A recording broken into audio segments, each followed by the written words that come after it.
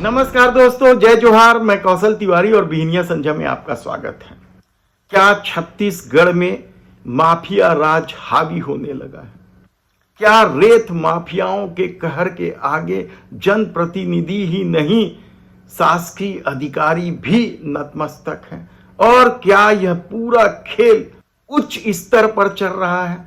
यह सवाल इसलिए उठाया जा रहा है क्योंकि जिस तरीके से प्रतिबंध लगने के बाद भी छत्तीसगढ़ की नदियों से लगातार रेत का उत्खनन किया जा रहा है और हाईवा भर भर के सड़कों पर बेतहाशा दौड़ाई जा रही है, जिससे लोगों की जान भी खतरे में आ गया है।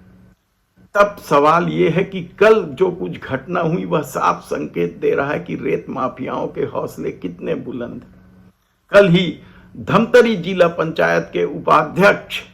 जब एक कार्यक्रम से लौट रहे थे तो एक हाईवा तेज गति से आ रही थी और वे चपेट में आने से बाल बाल बच गए। हालांकि कई सारी घटनाएं हुई हैं छत्तीसगढ़ में इस दौर में जब हाईवा की चपेट में आकर लोग काल कलवित तक हुए हैं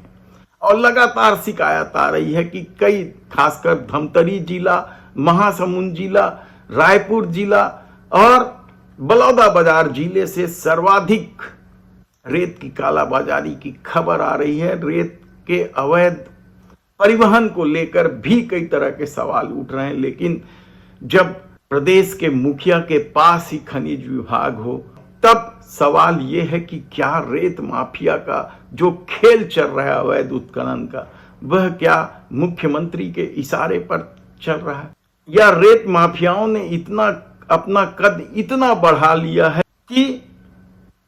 कार्रवाई करने में खनिज अधिकारियों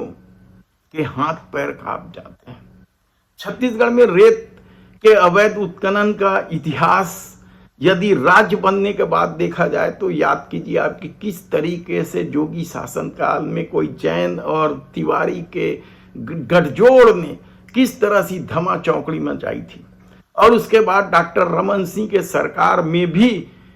चलता रहा, केवल नाम बदल गया, बाकी खेल उसी तरीके से चलते रहा और अब भी वही खेल चल रहा है। भूपेश सरकार के दौरान भी रेत माफियाओं के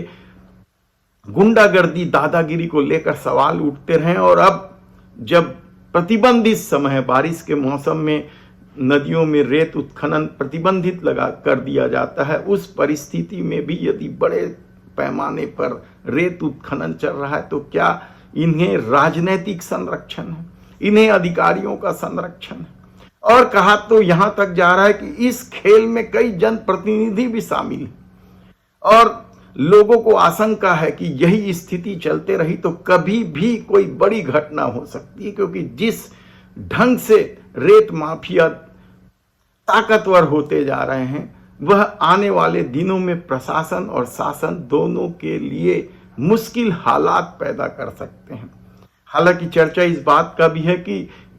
इन खेलों में कई जनप्रतिनिधि में सरपंच, जिला पंचायत सदस्य या जनपद सदस्य और विधायक तक शामिल हैं। तब देखना है कि जो धमतरी में घटना हुई है उसको प्रशासन कितनी गंभीरता से लेता है। हालांकि धमतरी में एक और ऑडियो वायरल हो रहा है।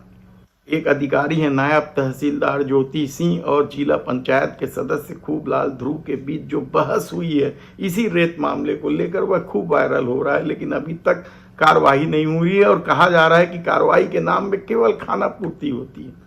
और छोड़ दिया जाता है, जुर्माना लिया जाता है, नहीं लिया जाता है, एक अलग विषय हो सकता है। लेकिन जिस तरीके से रेत माफियाओं ने जाल बिछाया है और रात भर बेहिसाब अवैध उत्खनन किया जाता है और हाईवा में भर भर के तेज गति से दौड़ाई जाती है, उससे आम लोगों के जीवन पर भी खतरा मंडराने लगा है। देखना है कि शासन अब धमतरी में जो घटना हुई है, धरना दिया गया था रात, उसे लेकर कितनी गंभीरता से लेती है और कार्रवाई करती है। धन्यवाद।